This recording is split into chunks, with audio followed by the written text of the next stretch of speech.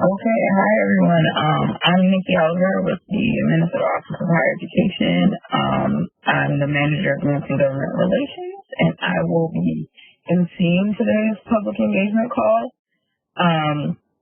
Just a reminder for everyone on the call, the purpose of these calls is for the Office of Higher Education to seek to engage with diverse communities to identify barriers in post-secondary education.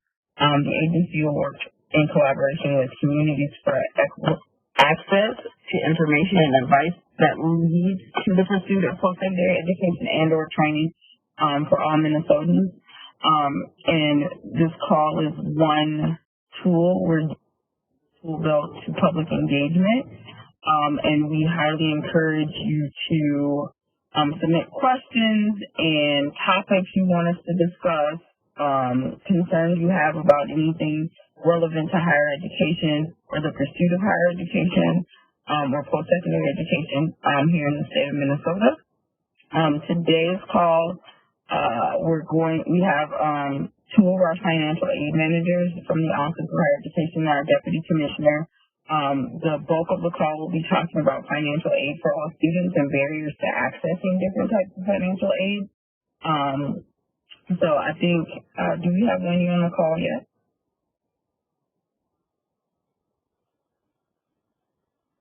So I don't hear her. So I guess we'll jump into the financial aid discussion, and if Winnie has fun, we'll get to what questions we had for the Deputy Commissioner. So what we're going to do, the way the call is going to be set up is, Winnie is on the call. Are you able to speak, Winnie?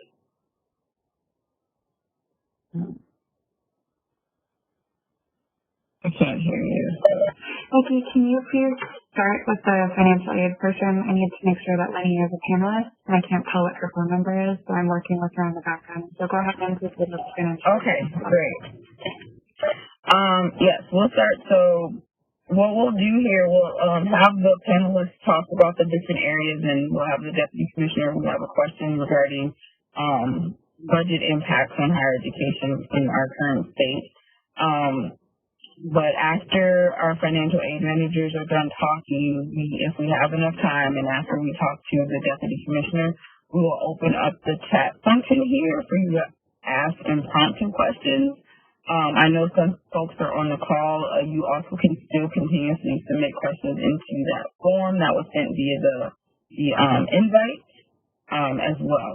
So we'll jump right in. We have Meghan Flores, who's our state financial aid manager, and Meghan FitzGibbon, who is also a financial aid manager in our office.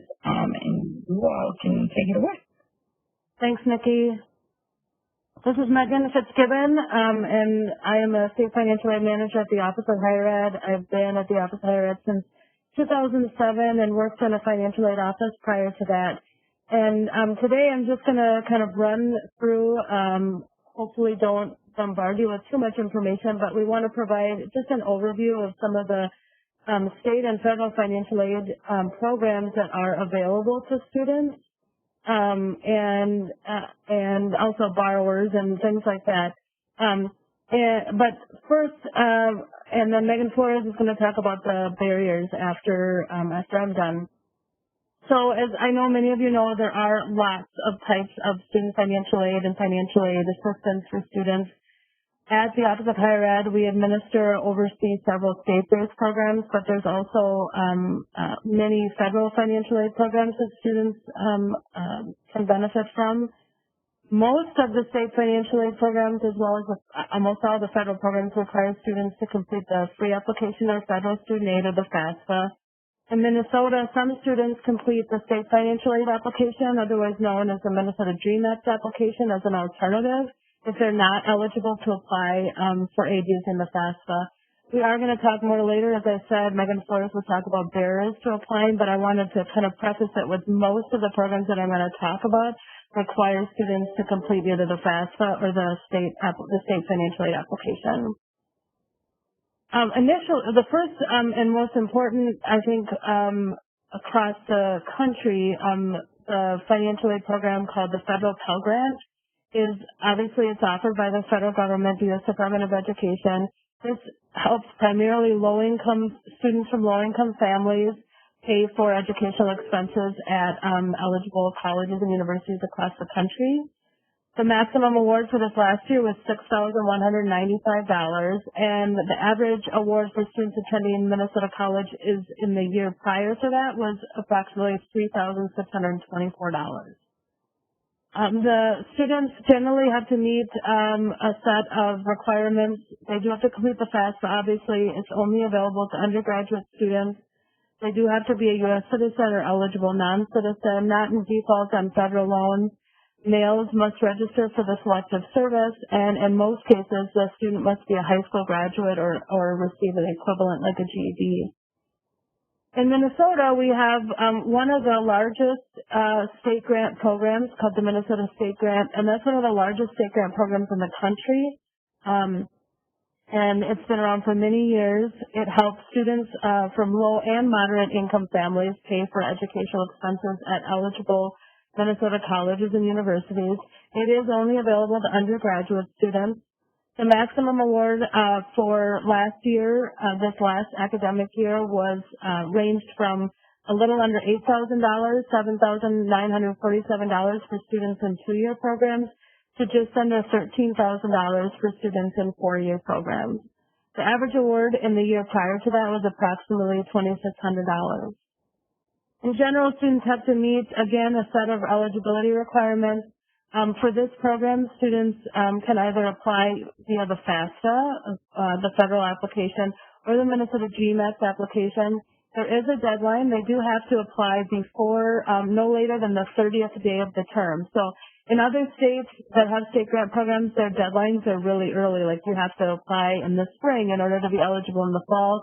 In Minnesota, we do have a deadline, but it is, one would hope that most students, and we do see that most students do apply before the term, or at least within the first 30 days of the term. So there's very few students who aren't eligible because of that requirement.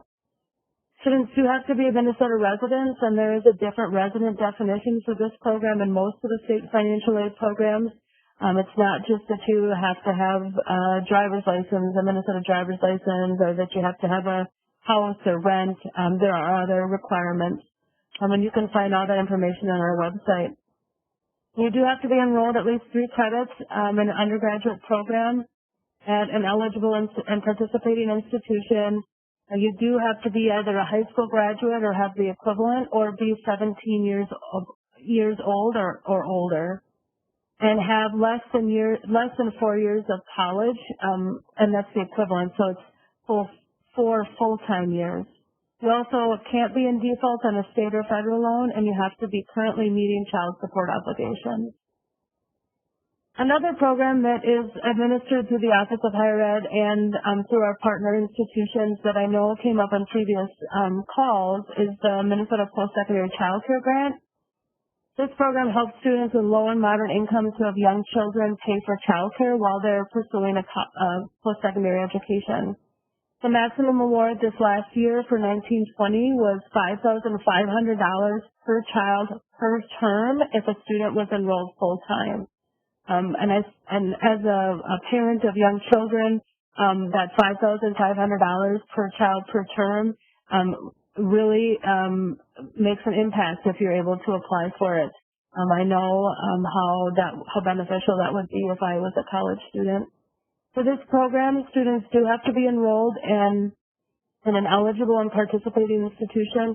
Not all colleges and universities in Minnesota are eligible to participate in this program, and not all colleges that are eligible participate. So it's really important for students to reach out to their college to see if it's a program that they participate. It's one of the programs that we in the financial aid world call a campus-based program. So most of the processing of applications and determining who's eligible and awarded all happens at the campus, usually in the financial aid office. For this program, students do need to complete the FAFSA, the Minnesota Dream Act application, and they also have to complete an application that's, again, usually through their campus financial aid office. They have to meet state residency requirements and have a child or children age 12 or under or 14 or under with a disability. They do have to, undergraduate students have to be enrolled 6 credits per term, and graduate students enrolled at least 1 credit per term. And there's some maximum post-secondary attendance requirements for this program, which is a little confusing because there's both undergraduate and graduate students. But undergraduate students must have less than 5 years of undergraduate post-secondary attendance or not have already earned a baccalaureate degree or bachelor's degree. Graduate students must have less than 5 years of graduate level or higher post-secondary attendance. One thing that I know we do run into, and I think Meghan might cover this when she talks about barriers as well, is that for this program, the applicant, so the student, cannot be currently receiving MFIP benefits. So that's the Minnesota Family Investment Program benefits. And if there is a situation, which I know it's rare, but there are situations where children are receiving MFIP benefits, or you might be a person might be receiving MFIP benefits on behalf of the child. That wouldn't make a student not eligible, but if the student itself is receiving MFIP benefits, they wouldn't be eligible. Also, students cannot be in default in a state or federal loan in order to qualify for this program. The other program, which I think has come up on previous calls as well, is the Minnesota Indian Scholarship Program. This helps Minnesota students who are 1/4 or more American Indian and who have 1/4 or more American Indian ancestry pay for educational expenses at eligible Minnesota colleges and universities. The maximum award for undergraduate students in this program is $4,000 and $6,000 for graduate students. And just this last year, the program dispersed nearly $3 million to over 900 students. For this program, students do have to be enrolled in an eligible institution. For most institutions in Minnesota are eligible to receive MISP, but they do have to be accredited. And so some of the non-accredited programs wouldn't be eligible. Students do have to fill out a FAFSA or Minnesota Dream Act application, have to be a Minnesota resident, be 1/4 or more American Indian, and provide the documentation to show that. Undergraduate students have to be enrolled 3/4 time, which generally is 9 credits, and graduate students at least half time. Undergraduate students have to qualify for either the Pell grant or the state grant and have remaining need, and graduate students must simply have remaining need, and both of those remaining need requirements for this program mean that the student has to, we subtract out whatever other grants and scholarships the student's receiving, not loans or work study. A slightly newer program that's being administered at the Office of Higher Ed is the Minnesota Teacher Candidate Grant. This has been around, I think, 4 years now. This will be the 4th year. This program helps students enrolled in teacher prep programs in Minnesota during one term in which the student is completing their student teaching experience.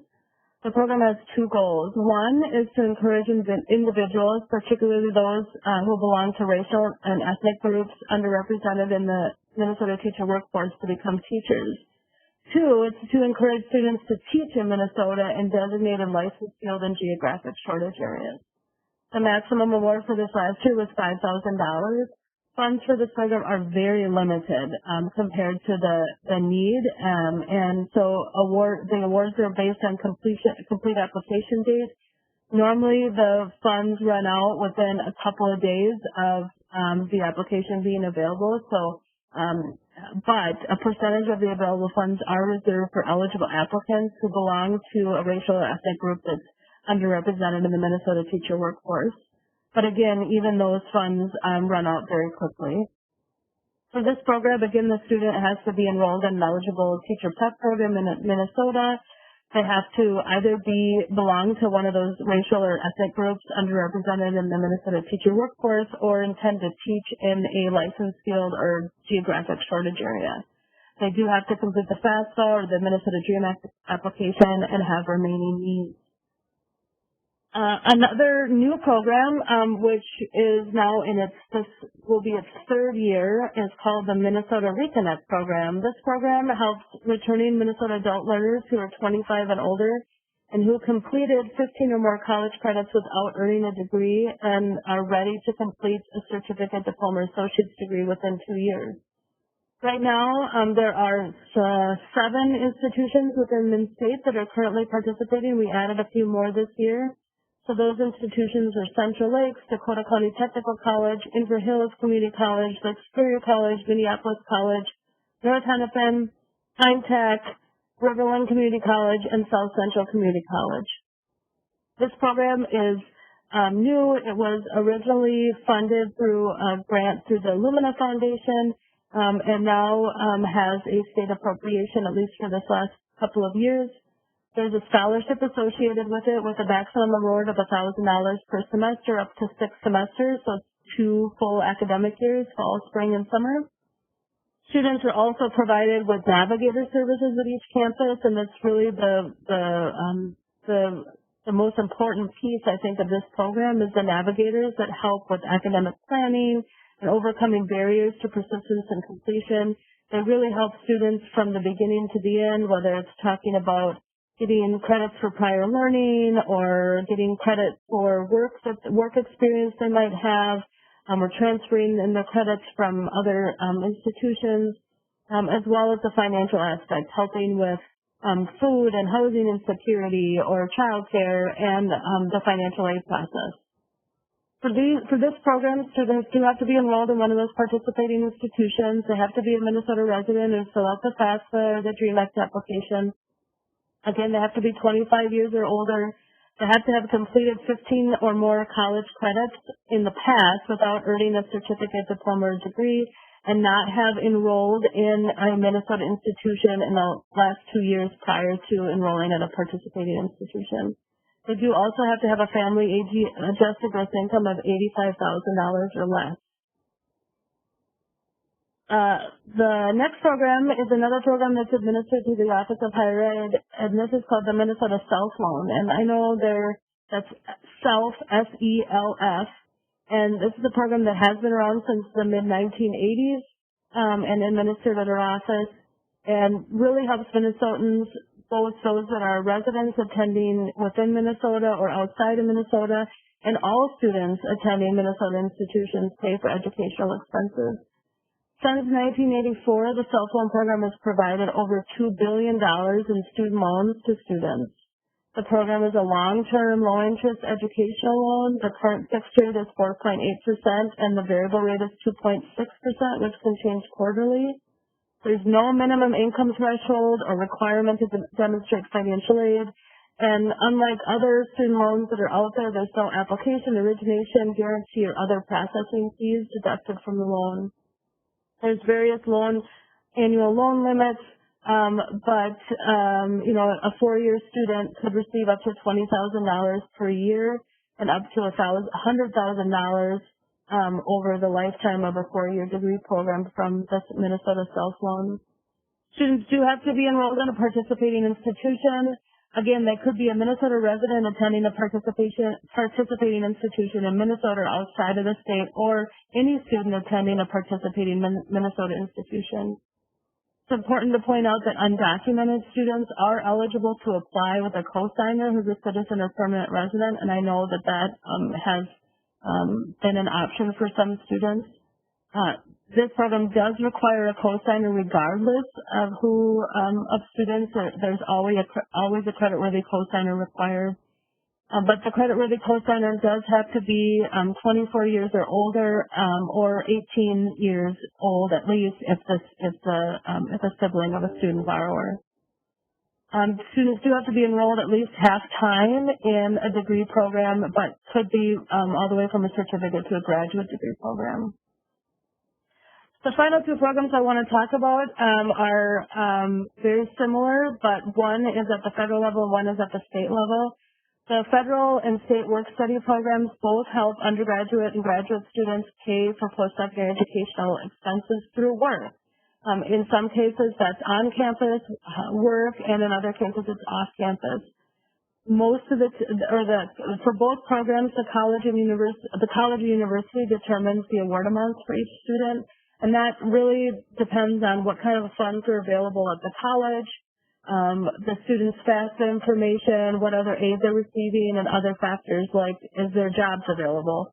And, you know, I know coming this year that might be different depending on what college that you're going to. Some campuses might be open and have a lot of work-study jobs available because they need people to do extra cleaning or they need to provide extra monitoring of different things. Who knows? Other campuses may be, you know, very limited in the services they're offering on campus, and so their work-study jobs might be limited. For this program, for the federal program, students can only apply if they fill out the FAFSA and are a U.S. citizen or eligible non-citizen. They can't be in default on federal loans. Again, males must register for the selective service, and again, most cases, students have to have a high school diploma. They do have to be enrolled as a degree-seeking student, and full-time students are given priority in awarding. For the state program, it's essentially the same. There are slight differences in that they are allowed to receive state work study during one term of non-enrollment. So say if you had a student who was enrolled in the spring and was working, they could receive funding for the summer term as long as they're also enrolled and expected to return in the fall. You can, students can apply for the work-study program or be eligible for it if they fill out the DREAMEX application and they have a work authorization. And so in some, you know, in most cases that's a DACA student if that's the case. For both of these programs, students do have to have remaining need in the financial aid calculation.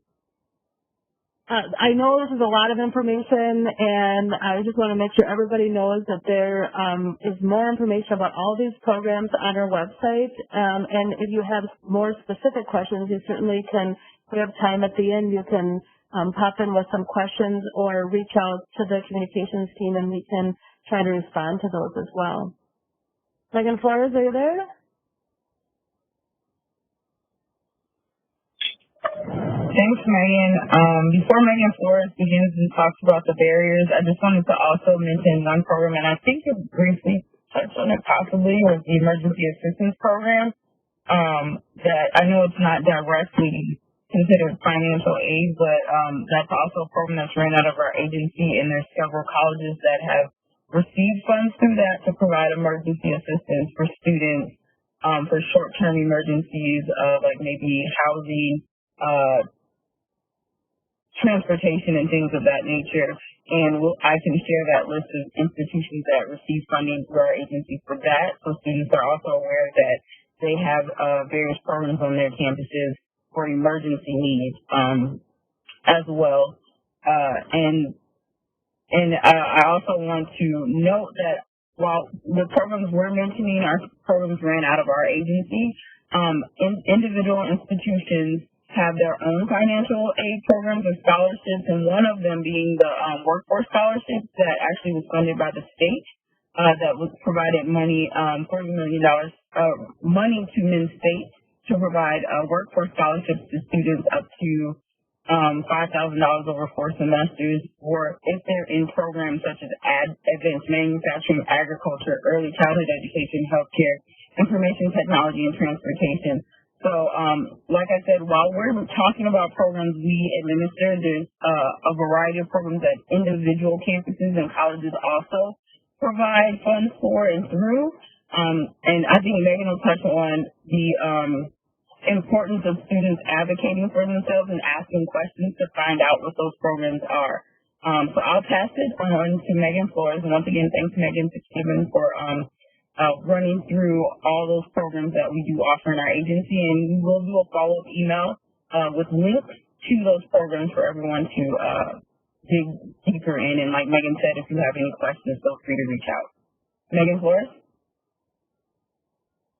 Thanks, Nikki. This is Meghan Flores. Can you hear me, Nikki? Yes, I can hear you. Okay, just making sure. Hi, my name is Meghan Flores. I've been working as a financial manager at the Office of Higher Education for almost 4 years. It'll be 4 years this fall. And prior to that, I worked for about 20 years at several different institutions in a variety of different capacities, but always having, my hand in the door, working with administering federal state and also school-based financial aid programs, those programs like Nikki talked about. And so I want to thank Meghan Fitzgibbon for providing an overview of some of the financial aid programs and reiterate that, we're providing kind of an overview. Many of them are in-depth and nuanced. We have a lot of information on our website as well as schools post things on their websites as well. Although we do have a pretty robust financial aid programs at the state level here in the state of Minnesota, especially when you compare us to other states within the country. And we're one of the very few handfuls of states that have a state-based child care grant. We're one of very few states that has a state-sponsored work-study program. And we're also unique in our state-sponsored student loan program. And so on the whole, compared to other states, we're doing quite well in our funding, but we know that there's more we can do and that we can do better. And we're definitely up for that challenge. We also know that a lot of our students are experiencing very, legitimate barriers to accessing these programs. Many of those barriers do come from, I'm sure many of you, as you're listening to Meghan's comments, it's just kind of overwhelming. There's a lot of different programs. The criteria to qualify can be very different. And so that can be kind of overwhelming for a student to tackle, how do I do this piece? And we do have, that kind of universal first step of applying for either the FAFSA or, fortunately, in our state, we do have a state DREAM Act, which, again, makes us, in the beginning, we were a little bit more unique in that regard. Fortunately, many other states have now created state DREAM Acts. But that initial first step of applying is pretty common experience for all of these programs. In addition to kind of help with that overwhelmed feeling both for students or maybe helpers for the student, maybe a student advocate, it could be a high school counselor or a coach or maybe a teacher or somebody who's in that capacity, a parent, sibling. We do have an outreach component to the work that we do at OHE. And so we have a variety of materials, we have PDFs, we have publications, different kinds of things like that organizations and schools can order to have available in print or share with parents during maybe conferences. We also have a request a presenter feature on our website where you could request that someone come out to a high school or a community organization to present about financial aid and a variety of other higher education related topics, whether it's paying for college or how do I prepare to go to college. We also work to create a college-going culture in Minnesota with a collaborative between MDE, which is the Minnesota Department of Education, really working with preschool through 12th grade, and then OHE, the Office of Higher Ed, where we're predominantly operating in that post-secondary space. There's a collaborative between the agencies to create a college-going culture through what we call Minnesota Goes to College. And that program features two different facets. One is Minnesota College Knowledge Month, and the other is FAFSA completion events. FAFSA completion as well as Minnesota DREAM Act completion events. And those events are held throughout the state, and they can take place actually throughout the year. It used to be predominantly 1 month of the year, but now we've seen many of them move to offering them throughout several months of the year, and they're community-based, and so they're often, resourced locally at that local level. It might be in a community center, it might be at a library, it could be at a, sponsoring college, or it could also be at a high school. And in addition to the resources we have through the Office of Higher Education, and the campus itself is really a really important resource. The Financial Aid Office is an important resource. And I'd really encourage if there's students on the call to make a really good solid effort to connect with those resources at that campus level, whether it's called a one-stop shop or a financial aid office. Some campuses have a designated student parent office. Whatever it's called at your institution or your school, you want to make sure that you do connect with those industry experts. They're really the local level experts on how financial aid programs are administered at your particular school. Many who work in the financial aid, industry, we got into this work because we really enjoy helping students. We want to work alongside students to help them understand their eligibility, help them understand the steps that are necessary, help guide them through that process, and really help them be successful with the financial piece of going to college so that they can then focus on that academic side. But again, that initial first step of filling out the FAFSA or the Minnesota Dream Act, that's pretty similar across the board at all campuses. You're going to file one or the other. And then once you get to that campus level administration of the programs, they're really determining the eligibility for most aid programs at the campus level.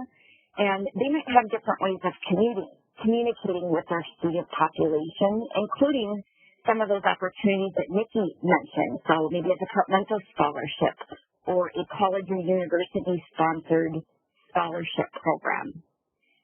So the school might use an e-newsletter. They might have a scrolling memo board. They might have a news feed that you can sign up for. They might use email blasts. Some financial aid staff are assigned to you, so the student might have a financial counselor assigned to them. It could be by their program. It could be by the school if it's a university, or it could even be alphabetical. And that process is really going to vary depending on the campus. So it's important for those students and their mentors or parents who connect directly with that campus.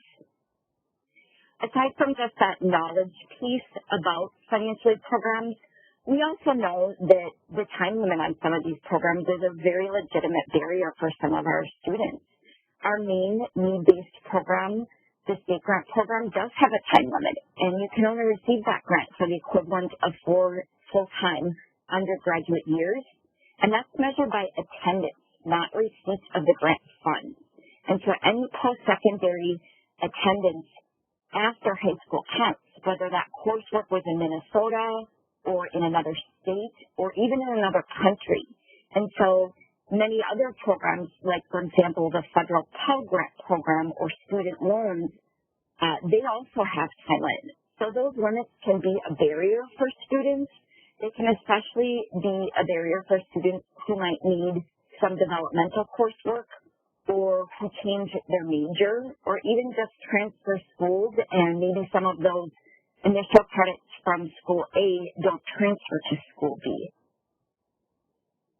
Another known barrier that we face is that a student might not meet some of the program criteria. So Meghan FitzGibbon briefly mentioned several different programs and some of the criteria to be eligible. If a student doesn't meet one of those, that means they don't have access to that resource. So not all resources are available to every student. For example, with the post-secondary child care grant fund, a student is not eligible if they themselves receive funds through the Minnesota Family Investment Program, MFIP. But the student's children or child could be a recipient of it.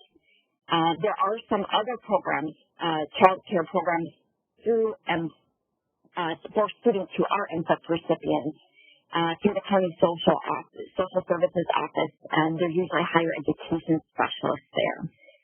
But students who are not an MFIP but get other benefits like general assistance or Minnesota Care or medical assistance or SNAP or diversionary workforce programs, they could still get that post-secondary child care grant if they meet the other eligibility criteria. It's just that if they're receiving funds from those programs for child care as well, we just subtract out those benefits from the actual child care cost when we calculate the program eligibility for our child care grant program.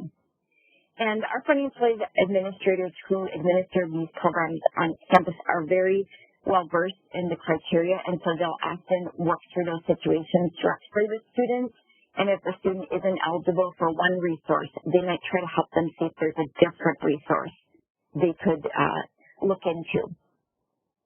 Another known barrier that we wrestle with and that is a realistic challenge for many students, and I think that we're understanding in a wider audience is now having a better understanding now that technology can be a real limitation and can impede access for many of our students.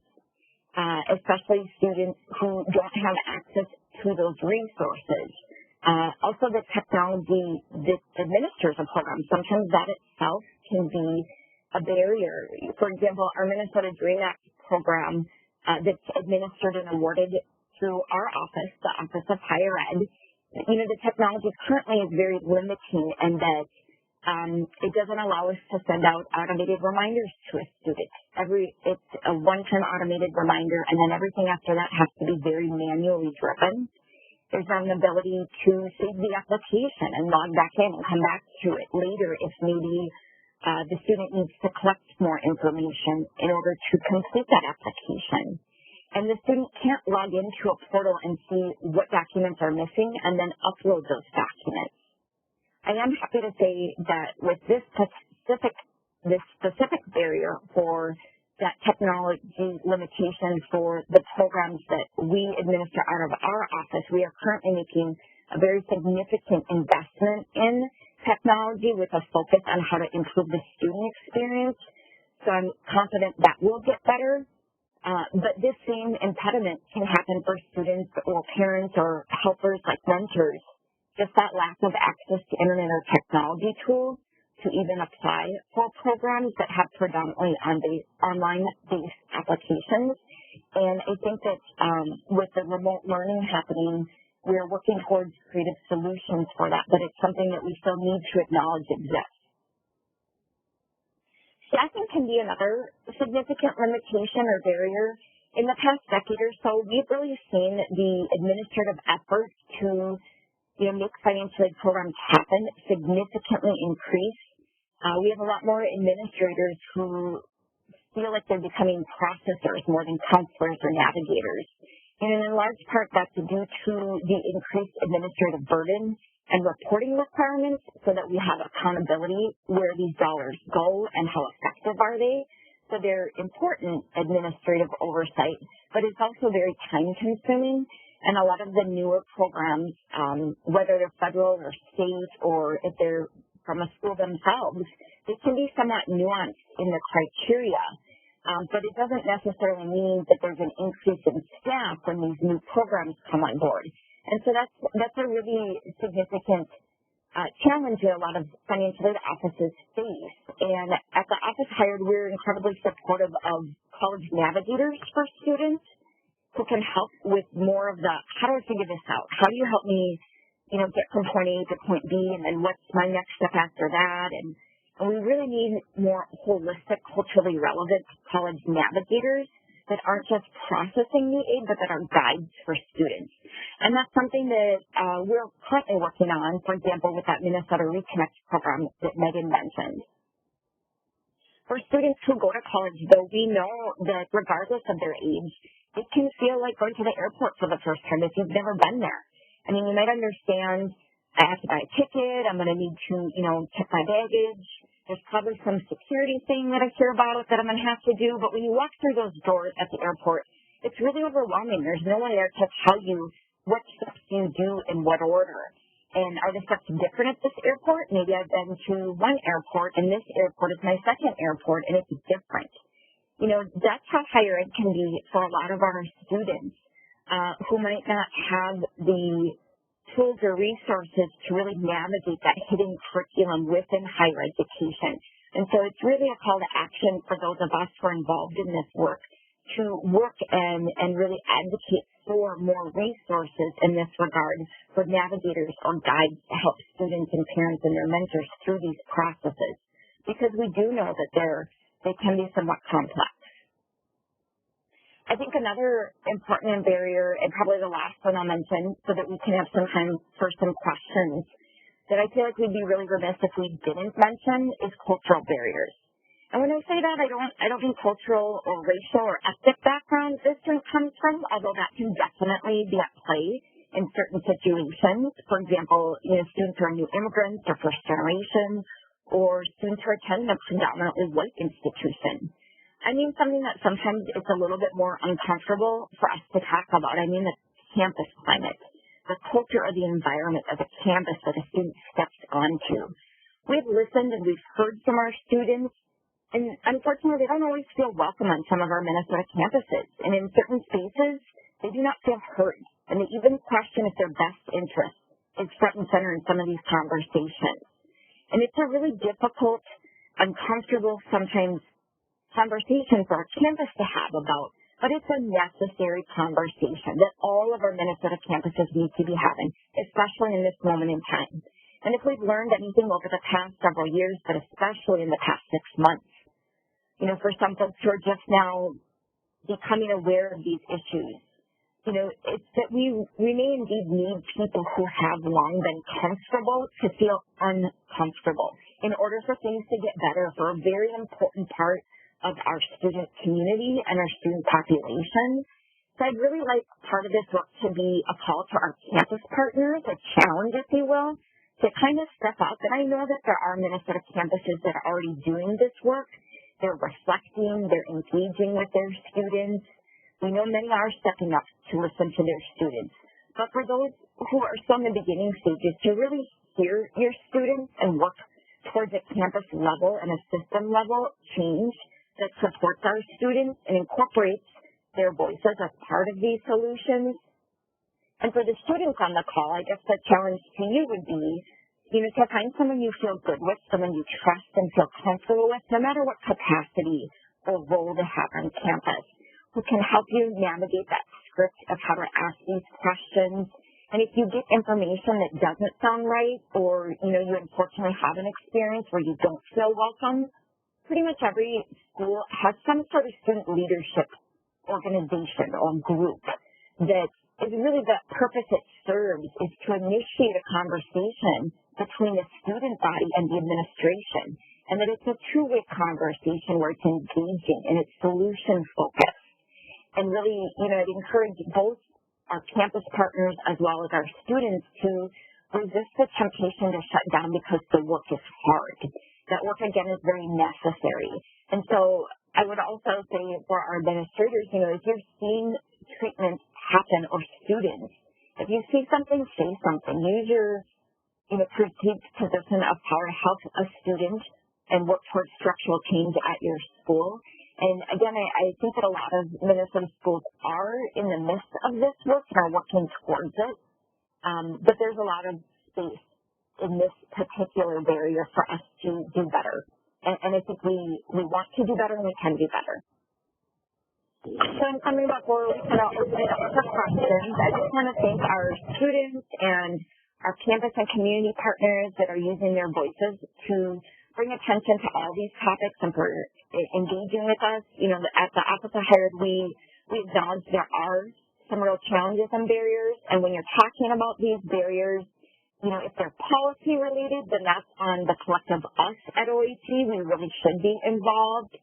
If they're, student experiences and campus climate experiences, we can't always directly change that, but we can highlight and encourage best practices, and we can be involved in facilitating community conversations like the one we're having right now on, how does the collective we get there? How do we do better by our students? How do we build stronger, engaging community on our campuses so that we can do better by all Minnesotans? So with that, that's the end of the remarks that I was asked to provide, and I'll go ahead and I will turn it back over to our public engagement team at the Office of Higher Ed. Thank you, Megan. Thank you so much. I appreciate the pointers and calls to action you've mentioned.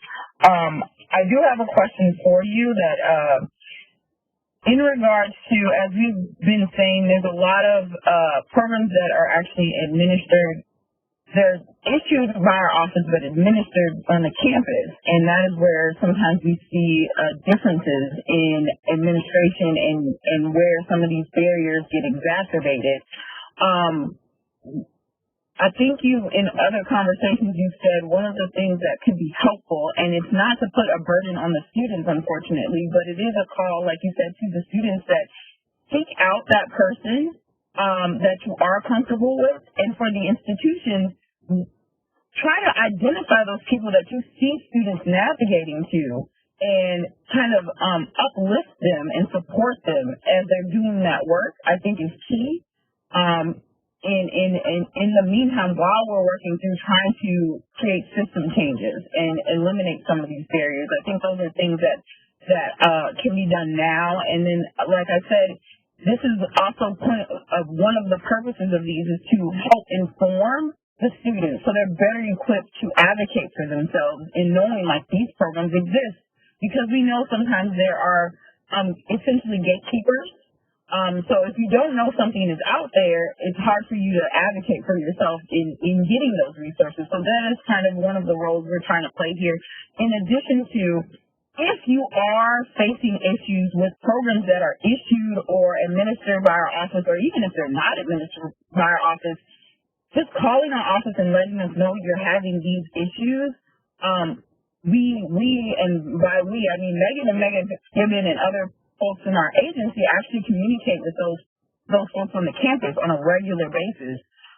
So bringing it to our attention that these are barriers or these are issues you're facing helps us advocate and make corrections and advocate to the people administering these programs and helping them understand, hey, you're creating a barrier here that you might not be aware of, and maybe you should rethink how you're doing this or things in that nature. So it's really key it kind of boils down to communication. If you're having issues, please let us know. Please let folks at your campus know. And we are fully aware that there are issues. There's relational issues. There's cultural issues. So we're here to try to help manage and mitigate that as best we can. So I just wanted to make that known. And I guess we can open up the chat. We've gotten a few questions that I'll go ahead and ask. Thank you. So I did want to say that our Deputy Commissioner, Winnie Sullivan, is on the call, so would you like to unmute yourself? Hi, why don't we just take the questions first and I can close it out? Thank you. Sounds good. Okay. Yep. And because we're coming short on time, I think we'll only be able to ask a few questions, but I do also want to note for everybody on the call that you've been getting emails from our public engagement email account for notifications of these calls. Soon we're shifting how those notifications go out to be more efficient and for it to work a little better. So you'll start to get emails from actually Gov Delivery. So keep that in mind that those emails are from us, but through Gov Delivery now. But you also, if you have questions or concerns or anything, you can always email that public engagement email account. I just wanted to note that. And then also, before I get into the questions and also talking to the Deputy Commissioner, we are postponing our call for next week to do some pre-planning for the next few calls. So I just want everyone to know there will be no call next Wednesday. We apologize, but we want to prep for the future calls for all of August. And like I said, I think the question was, we will share all of the information that was shared here on this call. I know it was a lot of programs. But we will send that out to you all so you have that and can digest those and ask questions specific to programs and things of that nature. So the first question that we have, and I believe this will be directed to the Meghan's, has the state reconsidered increasing the amount they give to students that are part-time status or can only file the DREAM Act? Oftentimes, students that are not studying at a typical residential college campus are needing to go to school part-time, but they are needing to go to school part-time because they have to afford their basic needs, thus decreasing the amount of financial aid. Additionally, students filing the DREAM Act seem to get very little in aid, but they are also needing more due to an inaccessibility to loans with reasonable rates since they don't always have a cosigner who has documentation. Both of these can be a major barrier for BIPOC students. This is Meghan Flores. I can address that question. So in regard to the state grant question, we do, the grant is available to students who are part-time. The minimum enrollment level is 3 credits, so you can get a Minnesota state grant at all of the credit levels from 3, and then it caps out at 15. So that it's it's not something where you cannot receive that grant at that level. I mean, you do get the biggest grant and the highest amount if you are a full-time student, but also it costs more to be a full-time student. So it corresponds with that having a larger cost, you get a larger grant.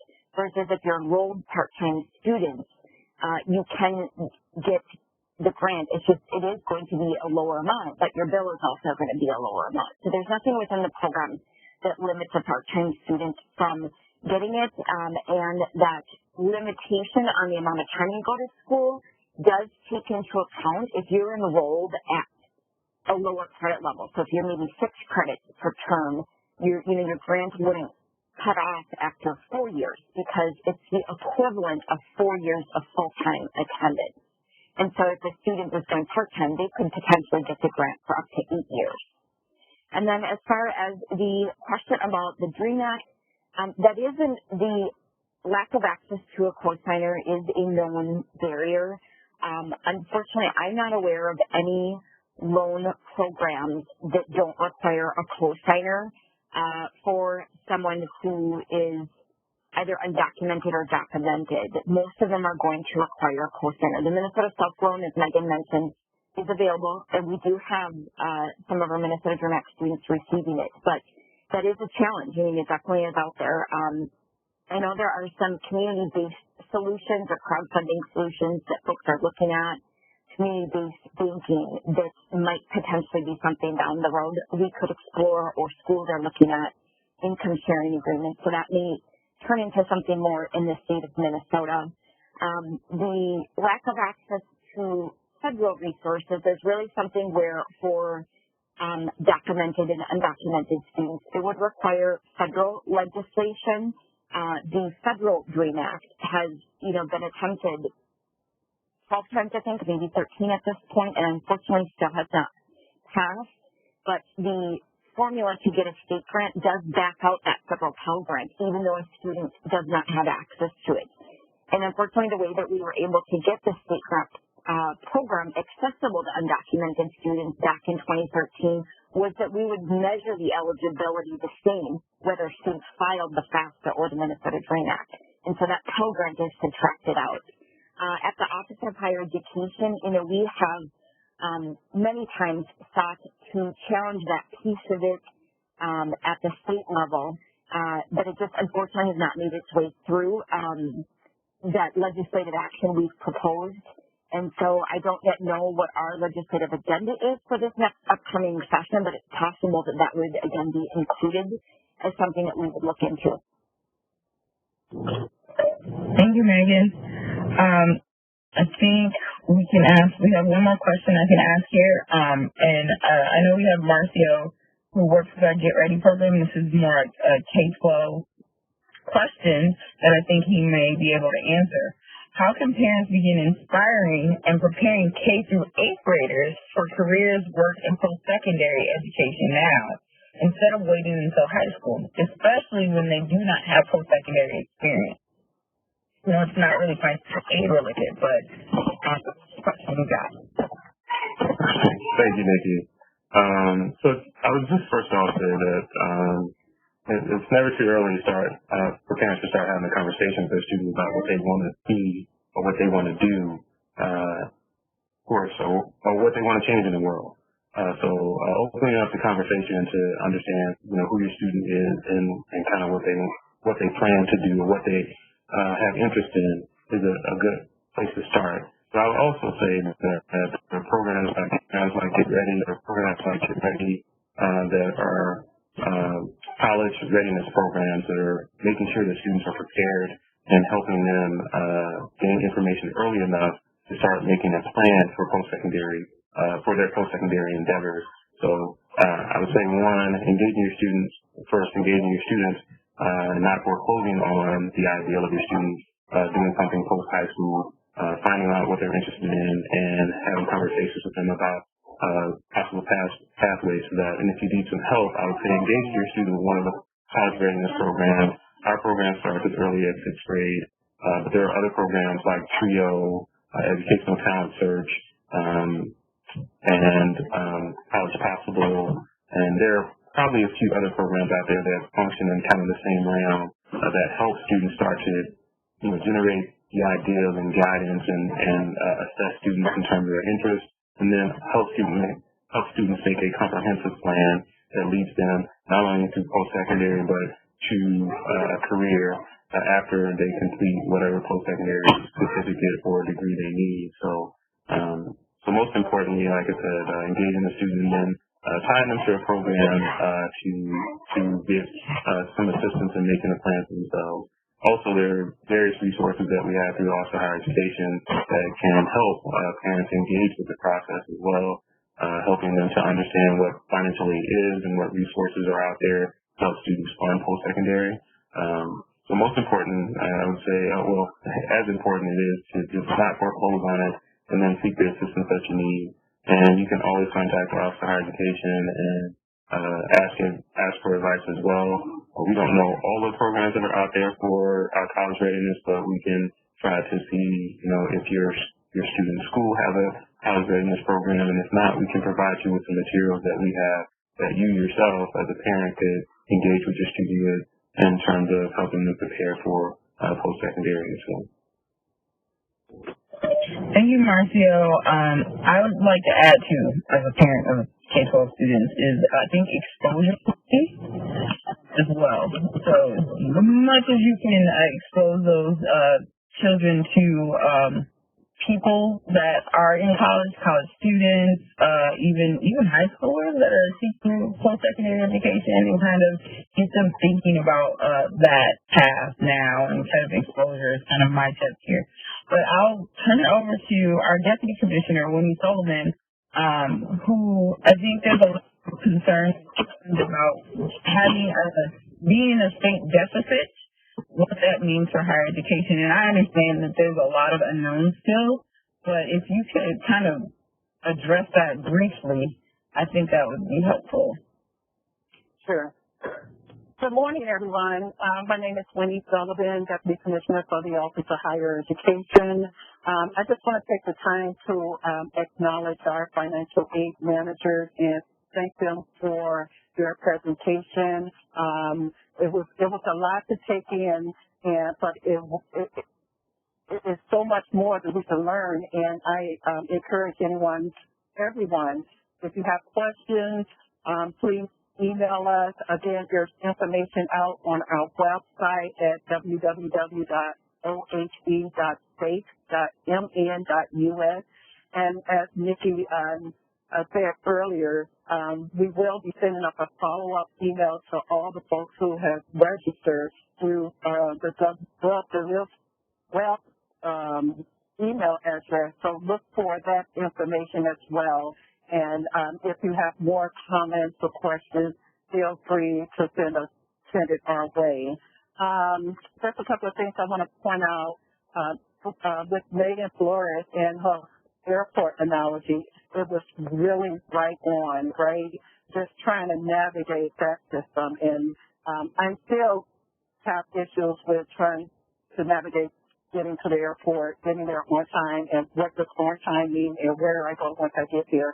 So that was a really good analogy, Meghan. Thanks for that. And it's exciting to hear that we're starting to look at that more closely at our institutions and finding having navigators there for our students to help them with the whole process, right? Because it is confusing, it's difficult.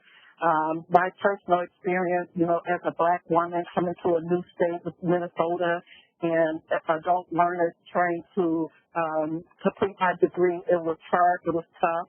I really didn't know who to talk to at 7 o'clock in the afternoon after I get off of work and had to try to figure out my classes. So I'm excited to hear that there are, we're thinking about this. We know there's a major barrier as well as the culture environment.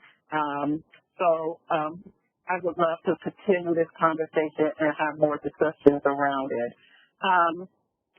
So I was asked to speak a little bit about a question we received last week. Someone submitted a question, and I'll just read the question. It says, given the current state budget deficit, how are institutions planning to address the potential cuts to higher education institutional funding? And how, if at all, will the budget deficit impact the state aid program and student financial aid? So first, I want to thank the person who submitted the question to our office, and I encourage callers and listeners to continue to submit these type of questions and comments, and we will try to answer them in a timely manner. So just to talk a little bit about the budget from an executive branch perspective, number one, I think Minnesota is very fortunate that when we entered the COVID pandemic, we had a pretty strong budget at that time, right? I talked to many of my counterparts in other states, and they are not as fortunate, right? So I think the past administration has really set us up, and we had a strong budget going forward. As you all know, right now the legislature isn't in session, and we really don't have any new budget information since our last budget forecast, which was presented by our state budget office back in May of 2020. So at this point, there hasn't been any real budget reductions for any specific agency. So again, we won't know until the next budget forecast, which is going to come out in November. So we will know more then. There are a lot of unknowns right now, which seems to be the common theme around here with almost everything. We just don't know. But what we do know is that many of the colleges are facing declining enrollment, which leads to a reduction in revenue. They're faced with increased costs and hardships due to COVID pandemic.